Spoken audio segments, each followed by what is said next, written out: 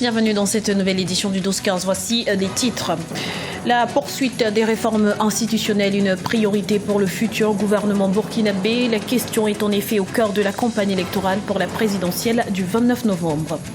Le Mali et quelques-uns de ses pays voisins observent depuis ce lundi 3 jours de deuil national en mémoire des victimes de l'attaque de l'hôtel Radisson de Bamako. Parallèlement, l'enquête se poursuit. Et puis, gros plan en fin d'édition sur l'état d'avancement de l'initiative 3N. Les Nigériens nourrissent les Nigériens. Un engagement politique pour mettre les populations à l'abri de la famine et de la soif. Mais tout d'abord, rien ne va plus au sein de la COSATU en Afrique du Sud. Le nombre de ses membres a considérablement chuté ces dernières années en raison de nombreuses dissensions internes. Lors d'un congrès national de la Confédération syndicale, principal allié du gouvernement, le président Jacob Zuma a appelé à l'union pour une sortie de crise. Il faut dire que ce déchirement est un coup dur pour le parti au pouvoir, l'ANC, à 6 mois des élections locales. La réforme constitutionnelle s'invite dans la campagne électorale au Burkina Faso et pour cause, le vainqueur de l'élection présidentielle du 29 novembre devra s'y pencher. Le verrouillage de l'article 37 de la Constitution notamment cristallise l'attention. Les détails avec les LC Akizimana. Poursuite des réformes institutionnelles, une priorité pour le nouveau gouvernement qui sera élu le 29 novembre 2015 au Burkina Faso. Le gouvernement de la transition burkinabé a effectué le 5 novembre 2015 quelques réformes au niveau de la Constitution.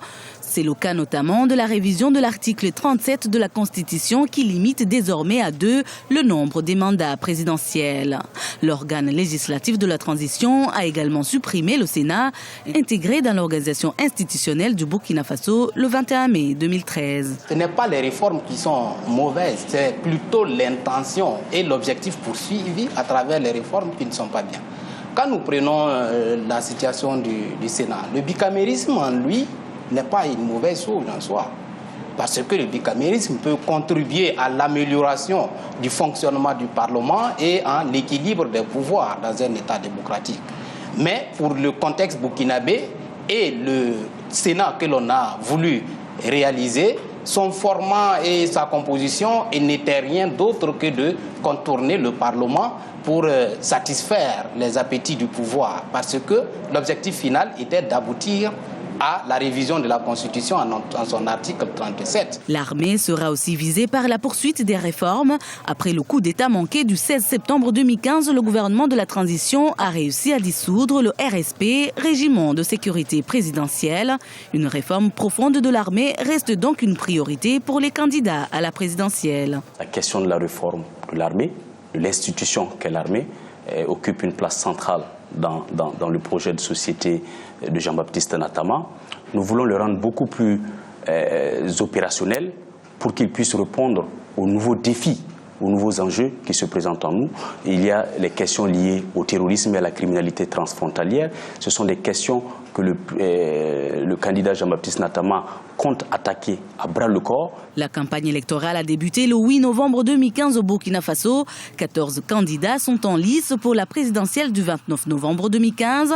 La formation d'un nouveau gouvernement viendra donc mettre fin à la transition mise en place en novembre 2014 après la chute du régime de l'ancien président Blaise Compaoré. Et sachez que vous pouvez suivre tous les soirs sur notre antenne et en direct de Ouagadougou nos émissions spéciales quotidiennes consacrées à la présidentielle burkinabé, un journal de campagne à 18h45 GMT, le débat des présidentielles à partir de 19h30 GMT, suivi d'un débriefing des experts à 21h30 GMT.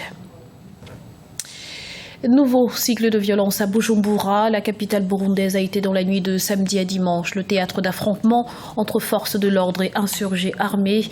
Au moins 4 morts sont à déplorer. Le point sur la situation avec Zahra Mohamed Mouchou et Gladys Mouamba. Regain de tension au Burundi. Le quartier de Gagara, au nord de Bujumbura, la capitale, a été le théâtre d'affrontements entre opposants au régime du président Pierre Nkurunziza et les forces de l'ordre dans la nuit du samedi au dimanche 21 novembre. La violence s'est alors répandue, gagnant un à un chaque quartier contestataire dans le centre et le sud de la capitale. 4 personnes y auraient perdu la vie et plusieurs civils blessés. De leur côté, les autorités affirment que les heurts ont débuté au moment où les forces de l'ordre tenter de désarmer un groupe d'insurgés qui se préparait à lancer un assaut. À l'époque, moi je disais, la procédure n'est pas correcte. Avant de désarmer physiquement, il faut désarmer les esprits. Pourquoi est-ce que les gens en arrivent à prendre les armes? Et je suis tenté aujourd'hui de redire la même chose. Dans ces affrontements issus de la contestation du 3e mandat du président Pierre Nkurunziza, réélu le 21 juillet 2015, les opposants accusent quant à eux les forces de l'ordre d'être les principaux responsables de ce déchaînement de violence qui ne semble pas s'apaiser, malgré la campagne de désarmement lancée depuis le 8 novembre. Les forces de l'ordre ont mené une action de renseignement de la population contre les criminels qui s'apprêtaient à commettre des actes de terrorisme en lançant donc des grenades. Et pendant cette action des forces de l'ordre, il y a eu échange de coups avec ces criminels et de quels coups ont occasionné pas mal de dégâts en matériel qu'humain. Depuis 6 mois, le Burundi est plongé dans une crise dans laquelle 200 personnes ont perdu la vie. Les tensions opposent désormais les autorités à des groupes de contestataires armés. Le Conseil de paix et de sécurité de l'Union africaine a souligné le 17 octobre 2015 l'importance d'une médiation africaine dans la crise burundaise. L'institution panafricaine, dans le même temps, réfléchit à la possibilité de déployer des troupes de maintien de la paix pour aider le pays à sortir de la crise. Tous les drapeaux sont en berne depuis ce lundi au Mali. Le pays observe un deuil national de 3 jours après l'attaque de l'hôtel Radisson Blu de Bamako qui a fait 22 victimes. Deuil auquel se joignent par solidarité le Sénégal, la Mauritanie et la Guinée. Idolène Mirabel Bissot. 3 jours de deuil national en vigueur au Mali depuis le 23 novembre 2015. Un recueillement national qui intervient après la prise d'otage meurtrière du 20 novembre à Bamako. Près de 21 personnes ont été tuées au Radisson Blu Hotel. L'attaque a été revendiquée samedi 21 novembre par un groupe qui fait allégeance à Al-Qaïda et qui opère dans la région du Sahel. Ce lundi 23 novembre, un deuxième groupe a revendiqué l'attaque de Bamako. Depuis cet événement malheureux, la sécurité a été renforcée au niveau des hôtels et dans la capitale malienne. Nous avions convenu des mesures de facilitation de l'aller et venir entre nos pays, de libre circulation des personnes et des biens. Macky a dit combien il serait souhaitable aujourd'hui que nous revisitions cette clause-là. Le Mali a décrété 10 jours d'état d'urgence suite à cette attaque terroriste qui a semé la terreur et la panique pendant plus de 7 heures à Bamako le 20 novembre. Aucun rassemblement n'est autorisé pendant cette période.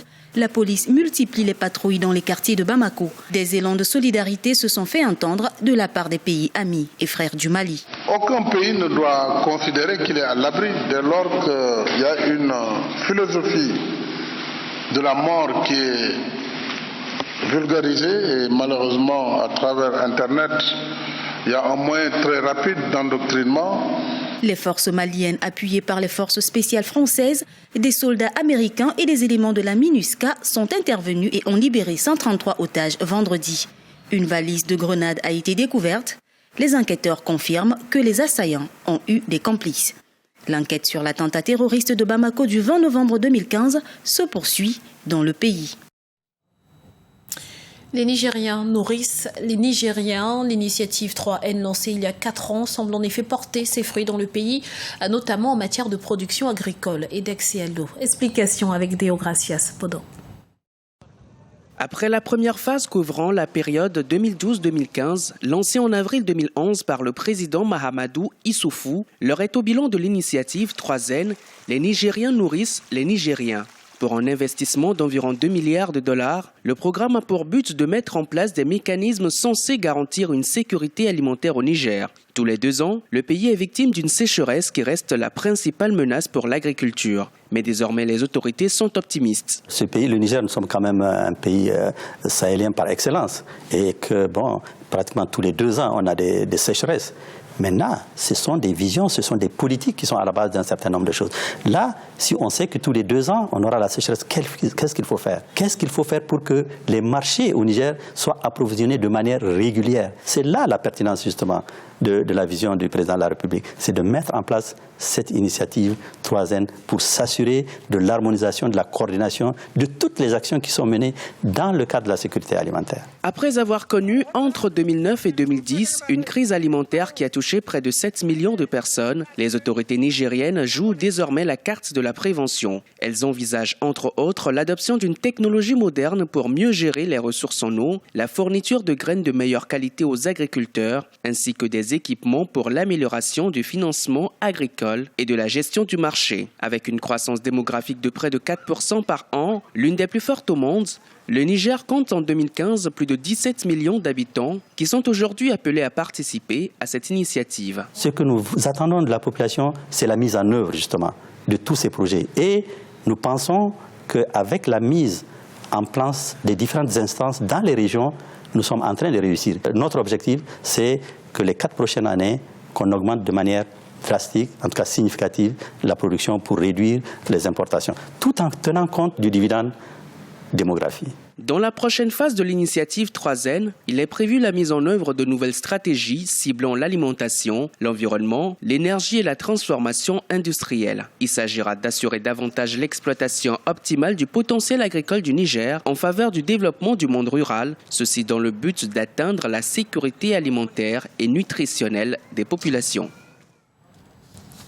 C'était le journal de la rédaction. Merci pour votre fidélité. Retrouvez dans un instant une nouvelle édition de l'information sur Africa 24.